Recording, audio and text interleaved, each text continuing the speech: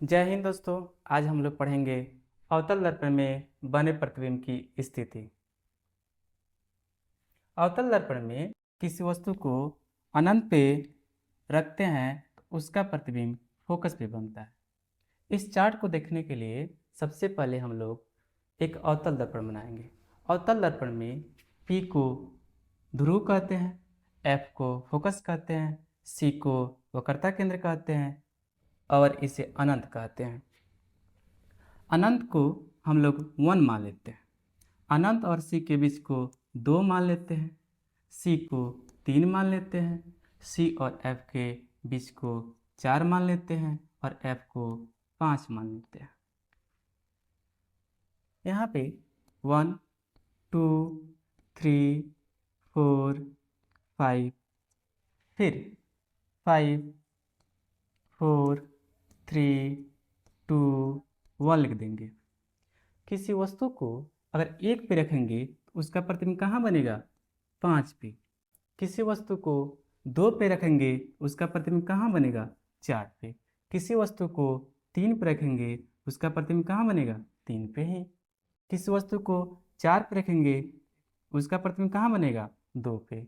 किसी वस्तु को 5 पे रखेंगे उसका प्रतिबिंब कहाँ बनेगा? 1 पे। यहाँ पे देखते हैं, अगर किसी वस्तु को अनंत पे रखते हैं तो उसका प्रतिबिंब कहाँ बन रहा है? F पे। अगर किसी वस्तु को F पे रख रहे हैं तो उसका प्रतिबिंब कहाँ बनेगा? अनंत पे। अगर किसी वस्तु को अनंत और C के बीच रखेंगे तो उसका प्रतिबिंब कहाँ बनेगा? उसका प्रतिबिंब बनेगा C और F के बीच बनेगा। अगर किसी वस्तु को C और F के बीच रखते हैं तो उसका प्रतिबिंब अनंत और C के बीच बनेगा। अगर किसी वस्तु को C पे रखते हैं उसका प्रतिबिंब C पे ही बनेगा। अब आकार देखते हैं।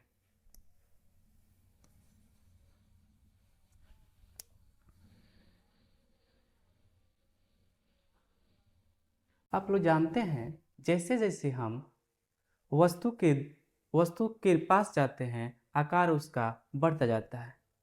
दूर से देखेंगे छोटा दिखाई देगा, पास से देखेंगे बड़ा दिखाई देगा। तो यहाँ पे अनंत पे किसी वस्तु को रखेंगे उसका प्रतिबिंब क्या दिखाई देगा? बहुत बहुत ही छोटा दिखाई देगा। फिर थोड़ा पास जाएंगे यानी कि अनंत और C के बीच जाएंगे तो उसका प्रतिबिंब कैसे दिखाई देगा? छोटा दिखाई देगा। जब बीच में चले जाएंगे यानी कि C पे रखेंगे किसी वस्तु को तो उसका प्रतिबिंब का आकार कैसे दिखाई देगा? समान यानी कि बराबर दिखाई देगा। फिर थोड़ा और आगे बढ़ेंगे तो क्या होगा? वस्तु का आकार बड़ा दिखाई देगा। जब थोड़ा सा और आगे बढ़ेंगे तो वस्तु का आकार कैसे दिखाई देगा? बहुत ही बड़ा दिखाई देगा। अब हम लोग आकार देख लिए, अब हम देखते हैं प्राकृति। तो अवतल दर्पण में जो हम ये 5 स्थितियां पढ़े हैं,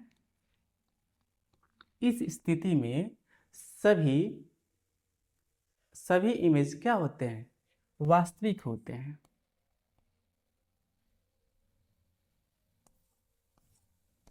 जब कोई इमेज यानी कि प्रतिबिंब वास्तविक होता है तो उल्टा भी होता है, यानी उल्टा भी होते हैं।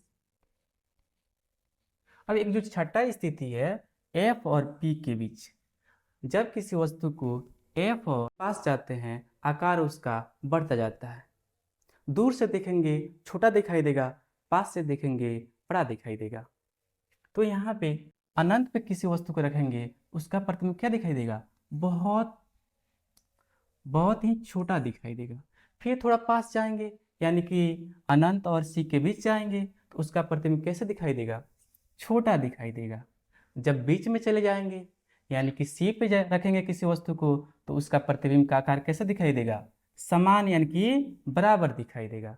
फिर थोड़ा और आगे बढ़ेंगे तो क्या होगा? वस्तु का आकार बड़ा दिखाई देगा। जब थोड़ा सा और आगे बढ़ेंगे तो वस्तु का आकार कैसे दिखाई देगा? बहुत ही बड़ा दिखाई देगा। अब हम लोग आकार देख लिए, अब हम देखते हैं प्राकृति। तो अवतल दर्पण में जो हम ये 5 स्थितियां पढ़े हैं, इस स्थिति में इमेज क्या होते हैं? वास्तविक होते हैं।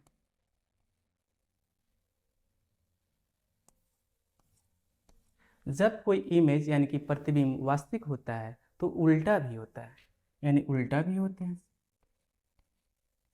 अब एक जो छठा स्थिति है एफ और पी के बीच, जब किसी वस्तु को एफ और पी के बीच रखते हैं तो उसका प्रतिबिंब दर्पण के पीछे बनता है, दर्पण के पीछे बनता है और क्या सीधा बनता है।